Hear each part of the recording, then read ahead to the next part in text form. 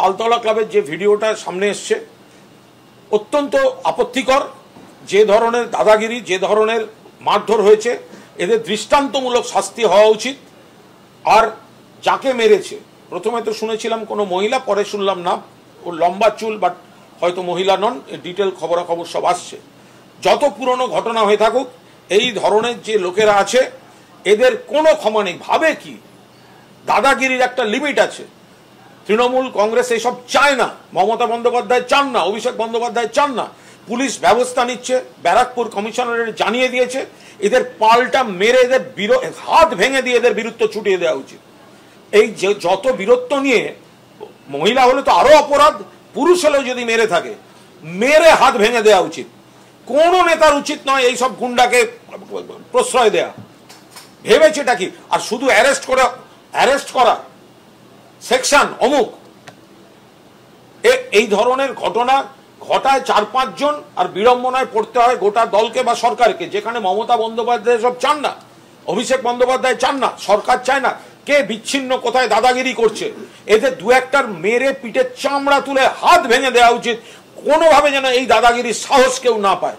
আমরা বারবার মানুষকে বলছি, কারুর বিরুদ্ধে যদি কোনো অভিযোগ থাকে দয়া করে তথ্য প্রমাণ সহ পুলিশকে বলুন। কোন রকম এই গণপিটুনি, দাদাগিরি, এই সব অসভ্যতা করবেন না। এই ধরনের জিনিস আমরা কোনো অবস্থায় সরকার বা দল সমর্থন করব না, করছি না। পুরনো ভিডিও কেন হয়েছে, কি হয়েছে, তদন্ত সাপেক্ষ, কিন্তু ভয়ঙ্কর। এটা তৃণমূল কংগ্রেস এই ধরনের কাজ সমর্থন করে না। আমি তার সঙ্গে যোগ করছি একজন নাগরিক হিসেবে, যারা এই পৈশাচিকভাবে এইভাবে মারছে, তাদের পাল্টা পুলিশ যদি মেরে হাত ভেঙে দেয়, তাহলে বলবো পুলিশ ঠিক কাজ করেছে।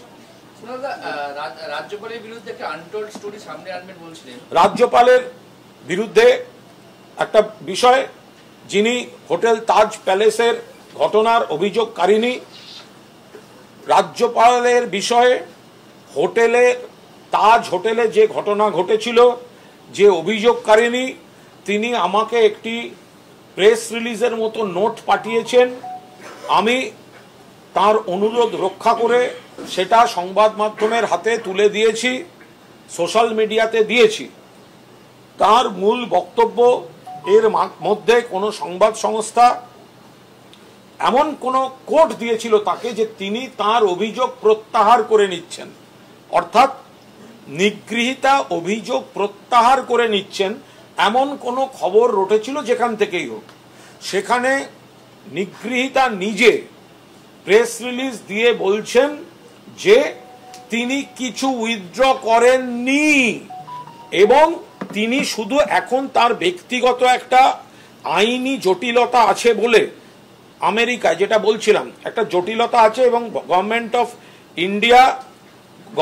অফ ইন্ডিয়া তার সাহায্য ওনার চাই বলে উনি এখন পার্সু করতে চান না বলে জানিয়েছেন।